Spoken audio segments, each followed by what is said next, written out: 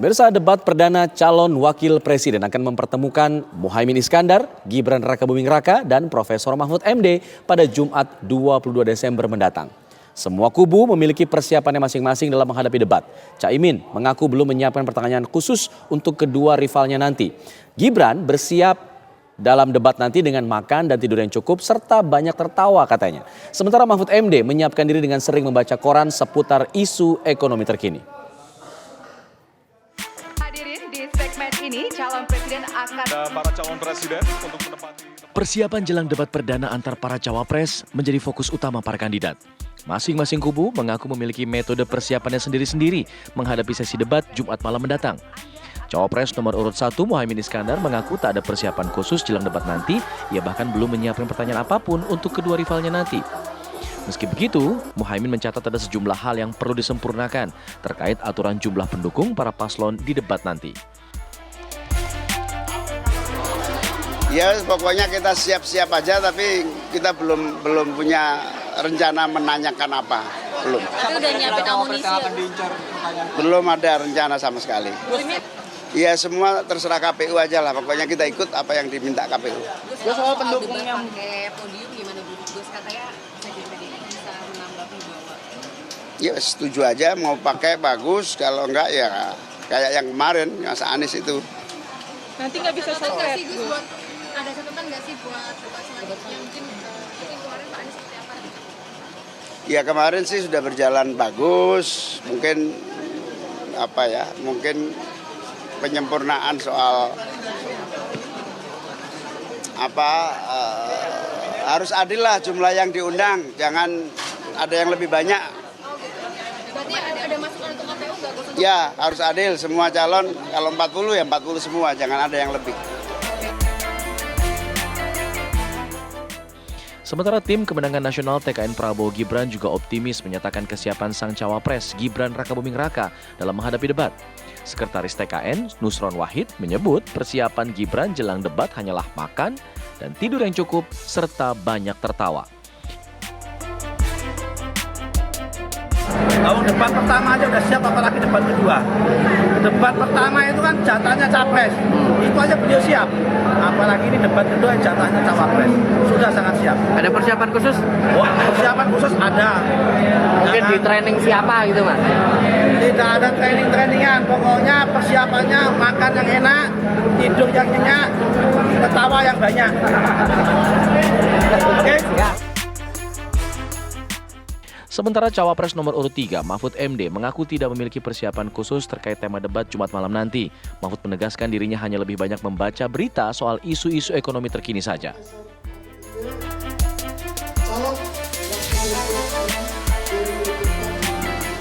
Ya siapa aja. Tadi kan sempat bilang ada belajar ekonomi Prof, apakah juga termasuk persiapannya salah satunya? Iya, baca-baca soal ekonomi gitu kan, baca di koran tiap hari ada gitu. Tidak harus khusus membaca gitu di koran. Oh ini bicara apa nih? Oh ini infrastruktur, oh ini ekonomi, oh ini soal suku bunga, ini soal inflasi. Itu kan tiap hari ada di koran. Itu nanti ada. kan akan menghadapi Mas Gibran yang latar belakangnya pengusaha dan besok temanya ekonomi digital dan sebagainya. Pak Mahfud melihat Mas Gibran sosok yang gimana untuk debat besok? Nggak tahu saya. Soal ekonomi ini kan Pokoknya tadi saya siap, saya tidak harus tahu dia sosok bagaimana. Berbeda dari debat perdana capres yang digelar di halaman kantor KPU, debat cawapres akan digelar di Jakarta Convention Center. Adapun debat perdana cawapres nanti akan bertemakan ekonomi kerakyatan dan digital, keuangan, investasi, pajak, perdagangan, pengelolaan APBN dan APBD, infrastruktur, dan seputar perkotaan. Debat akan digelar pada 22 Desember 2023 mulai pukul 19 waktu Indonesia Barat. Tim TV One mengabarkan.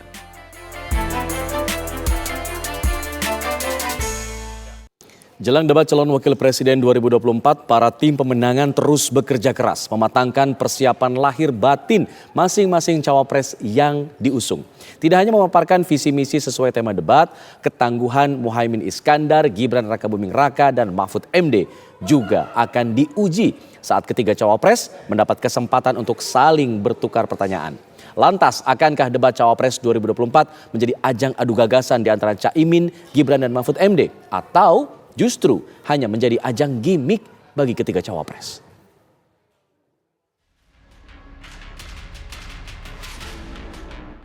Dianggap memiliki persona yang berbeda, debat Cawapres 2024 diprediksi akan lebih memicu adrenalin para penonton. Latar belakang Caimin yang dikenal sebagai politikus senior, Gibran Rakabuming Raka sebagai sosok muda dan membawa nama besar Presiden Joko Widodo, serta Mahfud MD yang kerap dinobatkan sebagai pendekar hukum diprediksi akan memberi warna berbeda saat mereka bertaruh, adu gagasan dan adu argumentasi. Akankah debat Cawapres 2024 menjadi ajang adu gagasan atau jadi ajang gimmick bagi ketiga Cawapres? Yang menarik itu adalah antara kandidat itu saling bertanya, dan itu betul-betul akan menunjukkan sisi genuine dan karakter masing-masing. Mana yang hanya teoritis, mana yang sekedar dia pernah melakukan itu. Tentu kami, wapres kami Gus Muhaimin, satu-satunya yang paling berpengalaman di antara dua cawapres itu. Pertama, Caimin itu ketua umum partai. Ketua umum partai ini penting karena dia menguasai banget apa yang diperjuangkan oleh kader-kader partainya, baik yang di eksekutif ataupun di legislatif. Yang kedua, Gus Muhaimin ini 2 kali jadi pimpinan DPR RI dan 1 kali jadi pimpinan MPR. Kebetulan DPR RI-nya itu bagian kesra, kesejahteraan. Dan ini menjadi fokus misalnya bagaimana Gus Muhaimin ingin memperkuat kembali UMKM, termasuk mendorong ekonomi syariah dan membagi-bagikan apa yang disebut dengan sertifikat ekonomi syariah itu, sehingga dari bawahlah kekuatan ekonomi kita kuat. Begitu pula beliau pernah jadi Menteri Tenaga Kerja, sehingga tahu persis apa yang dibutuhkan oleh anak-anak muda kita, termasuk lapangan kerja mana yang nanti akan dibuka secara umum dan lain sebagainya. Saya setuju tadi bahwa yang dipentingkan itu adalah lapangan kerja sesuai dengan vokasi yang dimiliki oleh para anak-anak muda ini. Tentu dekat dengan Mas Gibran ya sebagai wali kota. Tema pajak, tema investasi, ekonomi, APBN, APBD dan seterusnya. Tentu Mas Gibran seperti standar Pak Prabowo ya, Pak Prabowo selalu tampil otentik, orisinal. Nah tentu kita berharap Mas Gibran juga berlaku yang sama, karena bagi kami Capres dan Cawapres itu harus duit tunggal. Duit tunggal artinya saling melengkapi dan kemudian dia integratif. Nah, Mas Gibran tentu sebagai wali kota punya rekam jejak, punya pengalaman dan punya literasi terkait dengan ekonomi. Apalagi beliau anak muda yang dekat dengan kegiatan UMKM. Di Solo misalnya afirmasi Mas Gibran terhadap UMKM itu tinggi sekali. Kemudian industri kreatif itu tinggi juga. Kemudian Mas Gibran juga tentu paham tentang pajak. Nah, komitmen Pak Prabowo juga ingin mendorong investasi lebih terbuka, tapi frame-nya adalah ekonomi Pancasila. Artinya apa? Terkait dengan ekonomi yang menguasai hajat hidup orang banyak, itu harus dikuasai, dikelola, dan digunakan untuk kepentingan rakyat. Banyak masyarakat menilai Pak Mahfud ini backgroundnya hukum, apa nambungnya nanti berbahas dengan ekonomi ya. Yang jelas kita jangan sampai lupa, Pak Mahfud itu pernah menjadi anggota DPR RI ya di tahun 2004 sampai 2008. Di sana ada proses legislasi yang Pak Mahfud sering ikuti. Dia juga merupakan bagian dari anggota Balik saat itu. Jadi dia tahu bagaimana proses penyusunan APBN, kemudian pengelolaan APBN, celah-celahnya di mana untuk memaksimalkan potensi keuangan negara misalnya gitu. Kemudian beliau juga adalah ketua Mahkamah Konstitusi. Kita lihat seluruh peraturan perundang-undangan itu kan tidak saja berkaitan dengan hukum saja, tetapi ada aturan yang berkaitan dengan ekonomi dan sebagainya. Peraturan perusahaan, iklim bisnis, regulasi UMKM dan lain-lain itu juga kan sering diuji gitu loh di Mahkamah Konstitusi. Kemudian jangan sampai lupa dalam hal ekonomi, Pak Mahfud itu hampir bisa dikatakan menyelamatkan keuangan negara ratusan triliun. Sampai bahkan 700 triliun kalau kita lihat track recordnya. Tetapi yang jelas di depan mata misalnya Pak Mahfud membongkar misalnya adanya dugaan transaksi janggal di suatu kementerian yang itu mencapai 300 triliun. Kemudian membongkar dugaan kasus korupsi Asabri yang nilainya juga puluhan triliun. itu kalau dikonversi dengan misalnya jumlah ratusan triliun itu kalau dikonversi ke nilai ekonomi, itu berapa peningkatan ekonomi Indonesia, pertumbuhan ekonomi Indonesia.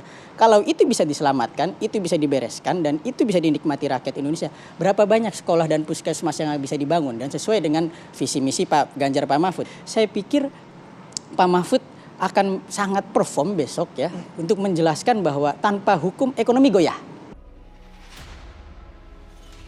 Kini para tim pemenangan terus bekerja keras mematangkan persiapan lahir batin masing-masing cawapres yang diusung.